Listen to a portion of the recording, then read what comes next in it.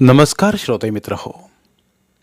कथारस सादर करीत आहे ज्येष्ठ साहित्यिक श्री ना पेंडसे लिखित कादंबरी रथचक्र प्रकरण 5. खचलेल्या कमरेनं ती पडवीची वाट चालू लागली. त्या ठिकाणी बेलाची पानं मोजत तिचा मुलगा बसला होता. त्याच्या समोर बसून तीही पानं मोजू लागली. तुटलेले विचार पुन्हा सुरू झाले.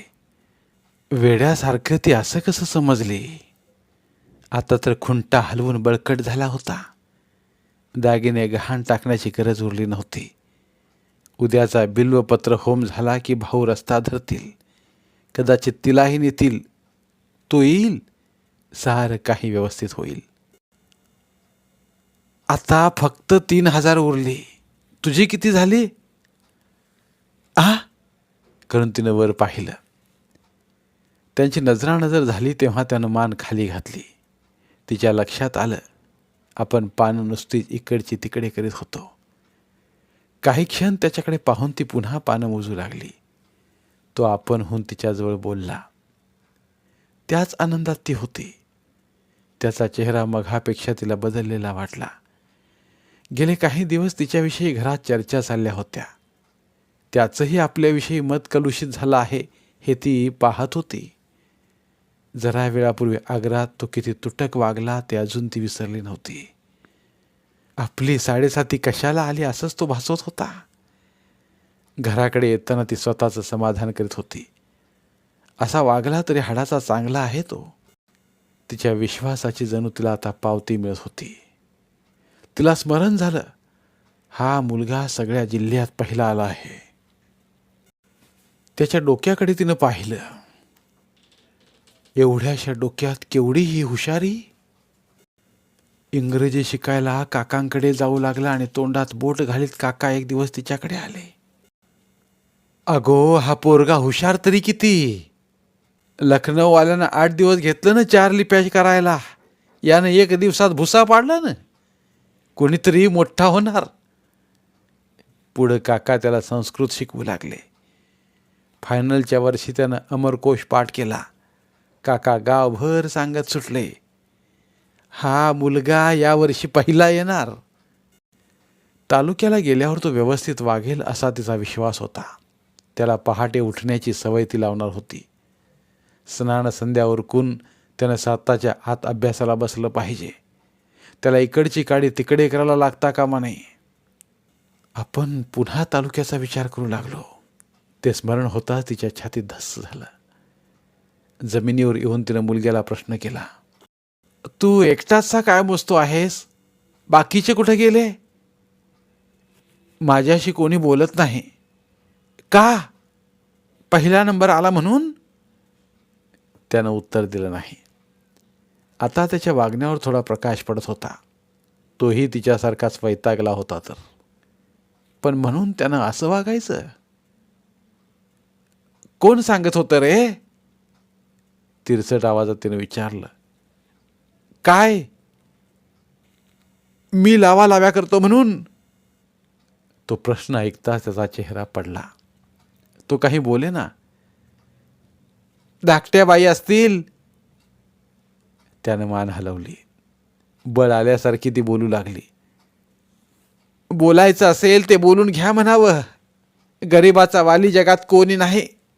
माझं सारं व्यवस्थित असतं तर ही पाळी कशाला आली असती? तरी वरून काहीतरी बोलत होत्या. ते जन्मभर पूर्वा म्हणावं. आणि मी खोटं काय बोलले? खपायचं एकानं, लुटायचं दुसऱ्यानं. काय झालं होतं? बरंच रामायण झालं. मी काही खोटं बोललेलं नाही.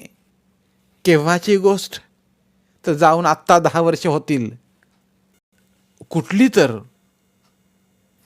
मधले भाऊजी तरीचा मक्ता घेत असत त्यावेळची गोष्ट आहे. आणखी काय म्हणत होत्या बाई? त्याच्या नजरेचा ठाव घेत तिनं विचारलं. मी सगळं ऐकलं नाही. दिराचं सामान घेऊन गेलेले गडी परत येत होते. ते दृष्टीस पडताच तिचं चित्त दुसरीकडे वळलं. सगळा दिवस तिला अपशकून होत होते. दिराकडे कधी तोंड वेंगाडायची वेळ आली तर आजची आठवण काढल्याशिवाय तो राहणार नाही. नेमकं त्यावेळेला आपण नाहीसे झालो. या कुयोगाला म्हणायचं काय? तिच्या डोक्यातील चक्र पुन्हा फिरू लागली. काकांनी रिझल्टची आणलेली बातमी तरी खरी ना? सहज आलेली ती शंका. पण रात्री अंथरुणावर पडल्यानंतर सुद्धा तिनं पिच्छा सोडला नव्हता. दुसऱ्या दिवशी तिच्या हातात अंक पडला तेव्हा त्या शंकेचं निरसन झालं. थोडा वेळ गेला की ती पुन्हा वर्तमानपत्र उघडून पाही. पानभर पसरल्या मंथळ्यात तिच्या मुलाचं नाव झळकत होतं. जिल्ह्यात पहिला आलेला उमेदवार कुमार. देहाचे डोळे करून ती त्या मजकुराकडे पाहत राहिली. आनंद कसा असतो ते अनुभवत होती. ज्या दिवशी काकांनी तिच्या डोक्यात भरवून दिलं त्या दिवसापासून या एका क्षणाकडे ती डोळे लावून होती. खरोखरच असं झालं तर आपल्याला काय वाटेल याचे तर्क तिनं अनेक वेळा केले. आपल्याला हर्षवायू होईल, आपण नाचत सुटू असं तिला वाटे. तिचा तर्क खरा होता. हर्षवायू व्हायचा तेवढाच राहिला होता. पडवीत उगाच तिनं झपाझप फेऱ्या घातल्या. परकऱ्या पुरीसारख्या स्वतःभोवती गिरक्या घेतल्या. पहिला भर ओसरला तेव्हा ती झोपाळ्यावर येऊन बसली. 7 वर्षांपूर्वी तो शाळेत जाऊ लागला तेव्हाचे दिवस. तुम्ही आता त्याला हात लावा, ही धुण्याची काठी घालीन टाळक्यात. थोरलीचे ते शब्द तिला आठवले. कोपऱ्यात सशासारखा जुडी करून बसलेला मुलगा तिला दिसला. माझं हाड मोडलं ग, म्हणून त्यानं फोडलेली किंचाळी तिला पुन्हा ऐकू आली. तिचे डोळे तराळले आणि पाठोपाठ ती प्रसन्न हसली. पुन्हा तो अंक तिनं उघडला. एक एक अक्षर वाचित तो मंथळा तिनं वाचून काढला. 2-3 वेळा जावा पडवीत डोकावून गेल्या तिकडे तिचं लक्ष नव्हतं. कोणाला तरी ती बातमी दाखवल्याशिवाय तिला चैन पडणार नव्हतं. पण जो तो कामात होता. पुरुष मुलं बिल्वयज्ञाला देवळात गेली होती. आज समाप्ती होती. 50 पान व्हायचं होतं. बायका पहाटेपासून स्वयंपाकात गुंतल्या होत्या. मनापासून कौतुक करणारी थोटी कुशी 4 दिवसांखाली तिच्याकडे बसायला गेली तेव्हा तिनं बजावून ठेवलं होतं. निकालाचं कळल्याबरोबर सांगायला ये. ते स्मरण होताच ती उठली. उभ्या उभ्या जाऊन यावं असं तिनं योजलं. आपल्याच नादात स्वतःवर एक फेरी मारून ती पडवीच्या पायरीशी आली आणि तिला स्मरण झालं. थोटी तालुक्याला गेली आहे. ती मागं फिरली आणि दचकली. दरवाजात तिची गंमत पाहत जावा उभ्या होत्या. ती ओशाळली. घुटमळत तिनं हातातल्या अंकाकडे नजर टाकली आणि जावांकडे पाहण्याचा प्रयत्न केला. त्या तिथे नव्हत्या. जावांच्या नवरा आणि निकाल यांचं आळीपाळीनं स्मरण करत ती काही वेळ उभी राहिली. आता तिच्या डोक्यात प्रकाश पडत होता. तो निकाल ऐकण्याची घरात कोणालाच उत्सुकता नव्हती. फुरसतसुद्धा नाही. निकालाचं अवाक्षर काढलं तरी हसं होईल. जड हाताने वर्तमानपत्राची घडी करून तिनं ओच्यात टाकली आणि ती माझ घराकडे वळली. तिच्याविषयीच चर्चा चालली होती. वर्तमानपत्र हातात पडलं त्याला 2 तास झाले. एवढ्या वेळात ती स्वयंपाकघराकडे फिरकली नव्हती. आपला हा मूर्खपणा किती भोवणार याची विवंचना करीत ती तडक स्वयंपाकघरात गेली. फोडलेले नारळ एका बाजूला पडले होते. तिनं कोपऱ्यातला खवला उचलला आणि मुकाट्यानं नारळ किसायला सुरुवात केली. जावांनी विषय थांबवला होता. दाबलेल्या शांततेत सगळ्यांची कामं चालली होती. थोरलीनं वायलावरच्या कडेला फोडणी दिली. त्याचा चर्र आवाज झाला. तिनं त्या रोखानं नजर टाकली. नेमकं त्याच वेळी थोरलीनं तिच्याकडे पाहिलं. त्या नजरेतला निषेध तिला जाणवला. पटकन तिनं पत्रावळीवर पडत असल्या नाळाच्या किसाकडे नजर वळवली. धाकटी कोपऱ्यात पुरण वाटत होती. अजून किती वाटायचं राहिलं आहे ते पाहण्याची तिला इच्छा झाली. पण हिंमत होईना. वरवंटा रेटताना येणारा तिचा हुंकार तिला जड वाटला. मधली देखरेख करीत होती. एकीकडे नुकतीच घासून आणलेली चांदीची भांडी हलक्या हातानं पुशीत होती. कामात दंग असल्याचं भासवीत असल्या तरी तिघींचं तिच्यावर सक्त लक्ष होतं. तिला ते कळत होतं. कामाचा एवढा पसारा पडलेला आणि आपण खुशाल बाहेर बसून राहिलो. पण आता इलाज काय? तिनं नारळ किसणं चालू ठेवलं. थोरलीची झेप गेली तेव्हा ती धसकली. मात्रा घ्या पाहू. मधलीनं तिला सांगितलं. सकाळपासून चुलीशी बसले आहेत, पित्त होईल नाही तर काय. एवढं बोलून धाकटी उठू लागली. थोरलीनं डोळ्यांना पदर लावला तेव्हा सगळ्या बुचकळ्यात पडल्या. उठा, मी बसते चुलीशी. पूर्णावरून उठत धाकटी म्हणाली, आधीच सुचवायला हवं होतं. मधली आता किती गहिवरून येईल याची थोरलीला कल्पना होती. तिनं अधिक बोलू दिलं नाही. मला काही झालेलं नाही, तुमची कामं चालू देत. काही कसं झालेलं नाही, 75 उलटली. माणूस काम किती करील. अहो, मी बसून आहे का? पहाटेपासून उभी आहे. ते आत्ता पूर्णाच्या निमित्तानं खाली बसले. तुम्हाला कोण काय बोलतंय? एकमेकांकडे चेंडू फेकावा त्याप्रमाणे मधली आणि धाकटी बोलत होत्या. थोरलीनं डोळ्यांना पदर लावला तेव्हा थांबल्या. तिला खरोखरीच काही झालं नसावं असं त्या ठरवीत होत्या. एवढ्यात थोरली गुदमरून बोलली, कुठे बिचारे जंगलात पडलायत 10 वर्ष. आता सगळं काही व्यवस्थित होईल. मधली तिचं सांत्वन करीत होती. अहो, त्यांना आनंदाचं रडू येतंय. पुरण वाटता वाटता धाकटी बोलली. आणि मग दिराच्या आठवणींचं वारूळ फुटलं. अगदी लहान होता तेव्हापासून तो देवाचं नाव घेत कडुनिंबाच्या झाडावर तासन तास बसून असे. एक दिवस झाडावरून पडला. रात्रभर थोरलीच्या मांडीवर डोकं ठेवून विवळत होता. त्या विवळण्यात सुद्धा देवाचं नाव चाललं होतं. दुसऱ्या दिवशी भाऊ त्याला तालुक्याला घेऊन गेले. कोपरापासून हात कापावा लागला तेव्हा तो दुखण्यातून उठला. थोरलीच्या साक्षीनं घडला तो प्रसंग कोणीच पाहिला नव्हता. तन्मय होऊन जावा ऐकत होत्या. तो पळून गेला त्याच्या आधी आठवडाभर थोरलीकडे तो सारखं म्हणे. आग्रहात नवीन लागवड करायला झाली. वाडवडिलांनी केलेली लागवड किती दिवस पुरणार. आणि फावडं घेऊन आगारात धावेतो. पूर्व पुण्य जन्मभर पुरत नाही. परमार्थाच्या आगाराची मशागत सदैव करावी लागते. त्याच्या गूढ बोलण्यातून काढलेला तो मथितार्थ जावांना पटला. काही नव्या गोष्टी तिला आता कळत होत्या. तो आल्यानंतर घरात उदक शांत व्हायची होती. रात्री कीर्तन होणार होतं. त्याच्या येण्याकडे सगळ्या गावाचे डोळे लागले होते. त्याच्या दर्शनाकरता रीग लागणार. एवढ्या लोकांची व्यवस्था कशी ठेवायची याची काळजी जावा करीत होत्या. आणि शेवटी दोघे दीर आपल्याला घेऊन उद्या निघणार हे तिच्या कानावर आलं. नारळ किसायची ती एकदम थांबली.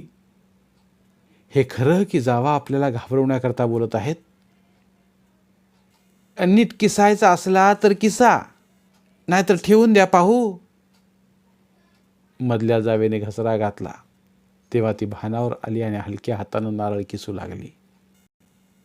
केवढाल्या धलप्या ह्या, दूध कसं काढायचं?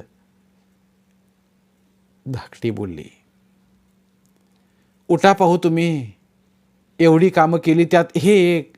आणि मधली जाऊ तिच्या खालची खवणी ओढू लागली. नारळ वाळलेले आहेत म्हणून टवके निघत आहेत. पाहते मी. सावकाश किसते. आता एक टवका निघाला तर बोला. उठा म्हटलं ना. नारळ किसून दूध काढायचं आहे. सावकाश उद्या किसा. वाटेल ते झालं तरी किसणीवरून उठायचं नाही असं तिनं ठरवलं होतं. पण जावीच्या घसऱ्यापुढं तिचा निभाव लागला नाही. ती उठली आणि कोपऱ्यात जाऊन उभी राहिली. रडायचं असेल तर इथून चालत्या व्हा. इतका वेळ तुमच्यापासून कामं अडून राहिली नाहीत, तशीच उरलेली होतील. तिनं डोळ्यांना नुसता पदर लावला होता. जावेनं त्याचा अनर्थ केला. तिचे ते खंजिरी शब्द ऐकताच मात्र तिला रडू आवरेना. जावेनं तिला बाजूला केलं. तिथे बसा आणि रडा. काही वेळ काम चालू ठेवण्याची बतावना केली जावांनी. तिचं रडणं थांबेना तेव्हा थोरली बोलली. बाई, मांडलाय काय? लहान मुलासारखे आपल्या रडतात. तुम्ही सगळ्या अशा का वागतात? ते तुम्हीच पहा. सकाळपासून सगळी माणसं मर खपतायत आणि तुम्ही वर्तमानपत्र घेऊन बसलात. मुलगा पास झाला त्याचा आम्हाला सुद्धा आनंद झाला, पण कौतुक करायचं त्याला काळवेळ नको का? नुसता पास नाही. मधलीनं केलेली टिंगल ऐकून तिला आश्चर्य वाटलं नाही. ती एकदम रडायची थांबली. अशा वागण्यानं निभायचं नाही हे तिच्या लक्षात आलं. मोरीवर जाऊन तिनं खसा नाक शिंकरलं, डोळे धुतले. मधली अजून बोलत होती. मोरीत पडणाऱ्या पाण्याचा आवाज आला की तिचे शब्द त्यात बुडत. ती डोळे धुवायची थांबली. आत्तापर्यंत ती कुचकेपणाने वागत आली. तिची दया येण्याचं कारण नाही असं जाऊ म्हणत होती. मोरीच्या कट्ट्यावर तपेली आपटीत तिनं मागं पाहिलं आणि चवताळून विचारलं, काय कुचकेपणानं वागले? निराधार झाले म्हणून हवं ते बोलाल की काय? निराधार? तिच्या शब्दाचा पुनरुच्चार करीत धाकटी हसली. ती अधिकच चिडली. होय, निराधार म्हणूनच अशा वागतात. माझे पुरुष जागेवर असते आणि पैसेवाले असते तर असं बोलण्याची तुमची शामत नव्हती. सगळा गाव बोलतोय, आम्ही कशाला? आत्तावरी कशा वागत आलात आठवा. निराधार माणसं अशी नाही वागत. आधार असता तर पाणी जाळलं असतं. आम्ही तरीचे पैसे लाटत होतो नाही का? मधल्या बाईंकडे लावालाव्या करणाऱ्या तुम्हीच ना. आम्हाला घरातून बाहेर काढायचा बेत होता तुमचा. चांगले दात पडले तेव्हा गप्प झालात. विसरले नाही? आठवण झाली की लाही लाही होती अंगाची. हवे ते खोटे नाटे आरोप करा, सगळ्याला देव साक्षी आहे. तुम्ही असं सांगितलं नाही, पिंडावरचं पान उचलता. इतक्या थरावर बोलणी आली तेव्हा थोरली मध्ये पडली. ही बाई पान उचलायला सुद्धा कमी करणार नाही असं तिला वाटलं. दोघींना तिनं गप्प राहायला सांगितलं. धाकटी गप्प राहायला बिलकुल तयार नव्हती. मोठ्या आवाजात ती गरजली, धाकटी धाकटी म्हणून इतके दिवस गप्पच बसले, आता नाही बसणार. त्यांना सांगा. तुमची सगळ्यांची वागणी पाहिली आहेत. भाऊजी आले की हेच का उगाळीत बसणार आहात? झक मारली आणि इथं आलो असं त्यांना करू नका. कोपरापासून हात जोडते. ते संसारात कसे रमतील याचा विचार करायचा ते राहिलं बाजूला. पुन्हा त्यांनी पळून जावं अशी का तुमची इच्छा आहे? एवढं बोलून थोरलीनं कपाळाला हात लावला आणि तोंडानं शंकर शंकर असं करू लागली. सगळ्या चुप्प झाल्या. मुकाट्यानं काम करू लागल्या. आतून धुसफूस चालूच होती. अर्धवट निचरा झाल्या गळवासारखं वातावरण कणहत होतं. आणखी काही वेळानं पानं घ्यायची वेळ होणार होती. तोंडाला कुलूप घालायचा ती निश्चय करीत होती. रागाच्या भरात तोंडातून वेडावाकडा शब्द गेला तर पुरुषांपर्यंत त्याची वाच्यता होईल. नवरा घरी येईपर्यंत तिला धडपड करायची होती. वायफळ बोलण्यानं त्यात व्यत्यय येता नाही. पुरणाच्या पोळ्या खापऱ्यावर चढू लागल्या. धाकटी नाळाचं दूध काढू लागली. मधलीनं पुन्हा चांदीची भांडी जवळ घेतली. सगळा खटाटोप तिच्या नवऱ्याकरता चालला होता. वस्तुतः पहाटे ती जागी झाली तेव्हा सगळं घर झोपलेलं होतं. लांबून कावळ्यांची कावकाव ऐकू येत होती. त्या कावकावीचं तिला स्मरण झालं. आज निकालाचं वर्तमानपत्र मिळणार. तिला जाग आली. तीच निकालाचं स्वप्न पडत असताना वर्तमानपत्र घेऊन तिच्या दिशेनं काका धावत येत होते. त्यांना पाहताच ती धावत सुटली. वाटेत जोराची ठेच लागली. नेमकी त्यावेळी तिला जाग आली. पायाचा अंगठा तिनं रापून पाहिला. स्वप्न आहे याची खात्री होताच तिनं पुन्हा डोळे मिटले. पण त्यानंतर तिला झोप आली नाही. आपल्याला जाग आली असं ती समजत होती, पण ते खरं नव्हतं. एक स्वप्न संपून दुसरं सुरू झालं होतं. जागेपणी पडत असलेल्या त्या स्वप्नानं तिला माणसातून उठल्यासारखं केलं. अन्य कोणताही विचार तिच्या डोक्यात ठरत नव्हता. सकाळी 9 वाजता तिच्या हातात वर्तमानपत्र पडलं. तोपर्यंत 6 तासांचा वेळ पाण्याबाहेर पडल्या माशासारखा तिने काढला आणि नंतरची बेहोशी. सगळा स्वयंपाक सिद्ध होत आला तरी तिला दाद नव्हती. जावा पडविशी आल्या नसत्या तर ती थोट्या कुशीकडे जाणार होती. या कागाळ्या पुरुषांच्या कानावर जाणार, आपलं हे वागणं वज्रलेप होणार. स्वप्नाच्या शेवटी ठेच लागली, त्याला काही अर्थ असेल का? नवरा परत येणार असा तर अर्थ नाही, नसावा. रहाटाचा लोटा नेहमीच रिकामा असं कसं होईल? आपण इतकं वाईट पाहिलं, आता थोडं चांगलं घडेल सुद्धा. मुलगा पहिला आला ती सुरुवात असेल. एकदा घरातून पाय काढला की या वास्तूला कायमचं विसरायचं. नवं आयुष्य सुरू करायचं असं तिनं ठरवलं होतं. आपल्या डोक्यात नको ते विचार परत सुरू झाले आहेत याचं स्मरण तिला झालं.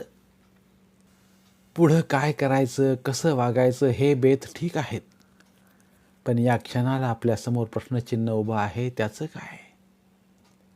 रिकाम्या हाती या ठिकाणी आपण किती वेळ उभ्या राहणार आहोत? बाई, बसा बसा, तुम्ही पाट पाणी घ्यायची वेळ झाली की जा. थोरली बोलली तेव्हा विचारांच्या गुंत्यातून ती बाहेर आली. ओच्यात ठेवलं वर्तमानपत्र तिनं बाहेर काढलं. भराभर त्याचे तुकडे केले आणि वायलात टाकले. ती काय करीत आहे इकडे कोणाचं लक्ष नव्हतं. वायलातून धूर येऊ लागला तेव्हा थोरलीला जाग आली. काय टाकलं? निकालाचं वर्तमानपत्र. तुम्हाला वेड बीड नाही ना लागलं? संध्याकाळी वाचून घेणार होते. काय म्हणावं तुम्हाला? मला काळ वेळ समजत नाही. पोराचं कौतुक करीत सुटले. सगळ्यांचं समाधान होऊ दे. भलतंच काही बोललात तर बघा. समाधान कोणाचं करता? दोघी जावा एकदम बोलल्या. तुमचं करते, समजलं? तुम्हाला भियेन असं वाटलं होय? निकालावरून कसं लावून बोलताय कळतंय मला. बोळ्यानं दूध नाही पित मी. लाचारीचं अन्न खातो आम्ही. तुमचा बोलण्याचा हक्कच आहे. लाचारीचं कोण खाताय? इस्टेटीत तुमचा सुद्धा हिस्सा आहे. तिला आवरण्याचा प्रयत्न करीत थोरली म्हणाली. 4 माणसं पोसावी लागतात म्हणून धाकट्या बाई सारख्या घोकत असतात. आम्हाला मारून तरी टाका मग. भलते सलते आळ घेतले तर बघा. माझी पोरं उन्हाळ आहेत, वात्रट आहेत. त्यांच्यात मिसळू नकोस अशी अक्कल आपल्या पोराला शिकवणाऱ्या तुम्हीच ना? वाटेल ते माझ्यावर लादलत कशाला? थोट्या कुशीला बोलावते रुजवात करायला. आहे तयारी? बोलवा. मात्र सगळ्या रुजवाती होऊ देत. तुम्हाला घर सोडायचं आहे, तालुक्याला जाऊन बिराड करायचं आहे, इस्टेटीतला हिस्सा मागणार आहात याची सुद्धा रुजवात करते. येऊ दे थोटीला. मला दम देता येत. तो टोला तिला अनपेक्षित होता. 4 दिवसांपूर्वी थोटीजवळ बोलली तेव्हाच तिनं जीभ चावली. या अर्धवटाजवळ भलतंच काहीतरी आपण बोललो याचा पश्चाताप तिला झाला. वाच्यता करणार नाही म्हणून थोटीनं शपथ घेतली आणि शेवटी पो घातला. इस्टेटीतल्या हिश्श्यासंबंधी मात्र ती काही बोलली नव्हती. घरच्या लोकांनी आपल्याला नुसते तांदूळ दिले तरी बाकीचं आपण पाहू एवढंच ती म्हणाली. हिश्श्याची भाषा थोटीची. ते शब्द फिरवून जावेला सांगण्यात की थोटी शहाणी नव्हती, अगर दृष्टही नव्हती. परिस्थितीचा पुरेपूर फायदा जावेनं घेतला. काही असो, आता पाऊल मागे घ्यायचं नाही असं तिनं ठरवलं. जावेचं बोलणं संपतं न संपतं तोच ती गरजली. आत्ता बोलवा. या घटकेला रुजवाती होऊ देत. दम दिला म्हणजे तुम्हाला काय वाटतं झालं? आत्तापर्यंत पुष्कळ सहन केलं. कर नाही त्याला डर कशाला? आत्ता का ग बसलात? बोलवा ना, म्हणे थोटीला बोलावते. तिला वाटलं धाकटी घाबरली. तसं नव्हतं. ओचे पदर नीट करून ती बाहेर पडायची तयार करू लागली. मधली तिला थांबवित होती. तुम्ही काय नादी लागला त्यांच्या? मला खोटं पाडायला निघाले आहेत. जाऊन येते. धांदात खोटं बोलायची ही पहिली वेळ नाही. पण बोलता बोलता ती थबकली. थोरली चुलीपासून उठली होती.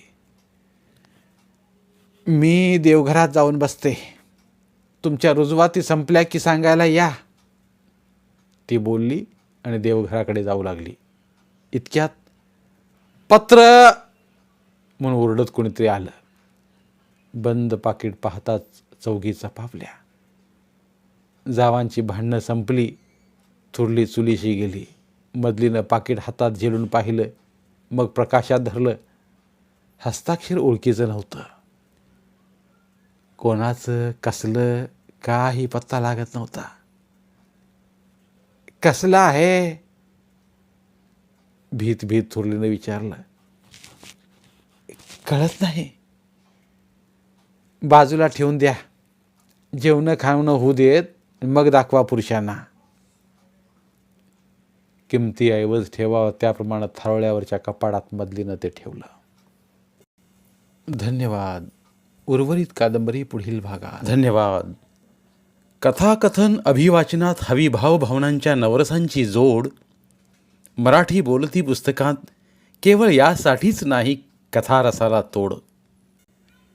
मराठी साहित्यावर प्रेम करणाऱ्या सर्व मराठी साहित्य रसिकांनी आमचं कथारस हे चॅनल सबस्क्राईब करावं व भरपूर कथा कादंबऱ्यांचा आस्वाद घ्यावा. धन्यवाद.